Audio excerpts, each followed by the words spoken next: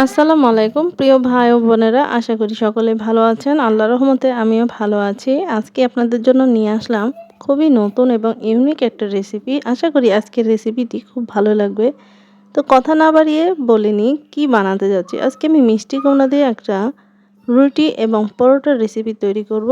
চলুন, যাদের আগ্রহ আছে তারা আমরা দেখে নিই। কারণ এটা রমজান মাস আর বাচ্চারা সাধারণত সবজি খেতে চায় না, বা এতগুলো সবজি ঘরে থাকার পরে নষ্ট হবে সেই চিন্তা থেকে আমার এটা বানানো, যে কি রান্না করলে ওরা খাবে। তো যেহেতু ওরা রুটি পছন্দ করে, তাই আমি আজকে এটাকে রুটি বানাবো। তো প্রথমে আমি এটাকে ভালো করে ধুয়ে কেটে নিয়েছি কিউব কিউব করে। এই ডুমো ডুমো করে কেটে নিয়ে সেটাকে খুব ভালো করে ধুয়ে নিয়েছি, পরিষ্কার করে পানি ঝরে নিলাম এবং একটা কড়াইতে পানি বসিয়ে দিলাম। সে পানি ফুটে উঠলে তার মধ্যে আমি মিষ্টি কুমড়াটা দিয়ে দিব। খুব বেশি পানি দিব না।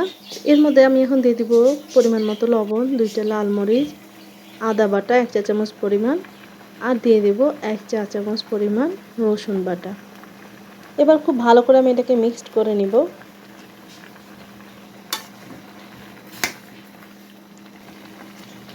সেই সাথে দিয়ে দিব ধনিয়া পাতা কুচি করা।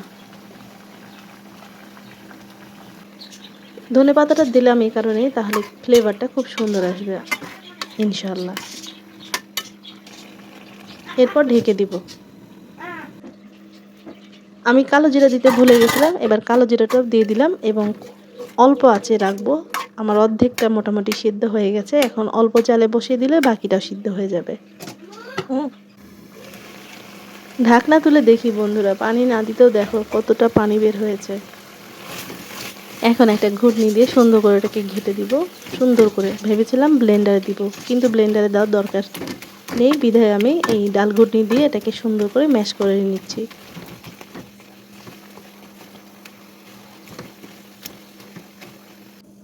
পানিটা কিন্তু খুব ভালো করে শুকিয়ে নেওয়ার পরে এখন আমরা আটা দিব।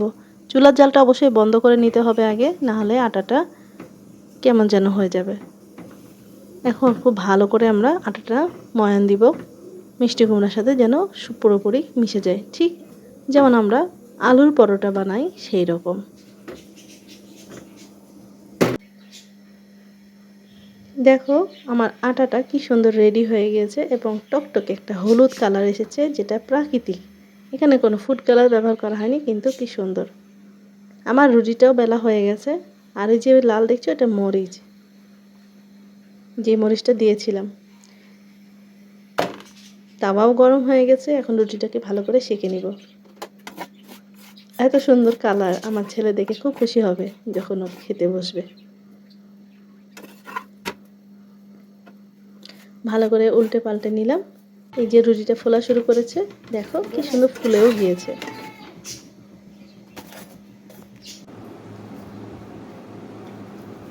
এখন কয়েকটা রুটি বানিয়ে নিলাম আর কয়েকটা পরোটা বানিয়ে নিলাম, কারণ রাহাত আবার পরোটা খেতে বেশি পছন্দ করে।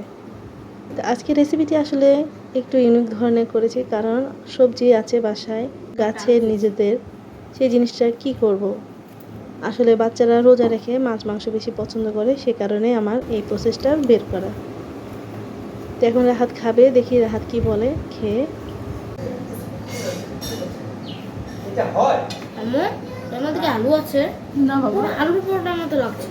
যদি আরো ঝাল হতো তাহলে পুরো আলুর পরোটা। এখানে মিষ্টি কুমড়া দিয়ে এটা পরোটাটা বানিয়েছি। Wow nice. দেখি তো তরকারি দিয়ে কেমন দেবো।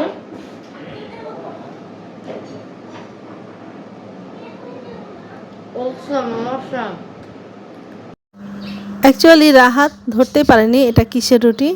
যাই হোক, ওর অনেক ভালো লেগেছে আলহামদুলিল্লাহ। সবাই ভালো থাকবেন, আজ এই পর্যন্ত, আবারও দেখা হবে ইনশাআল্লাহ।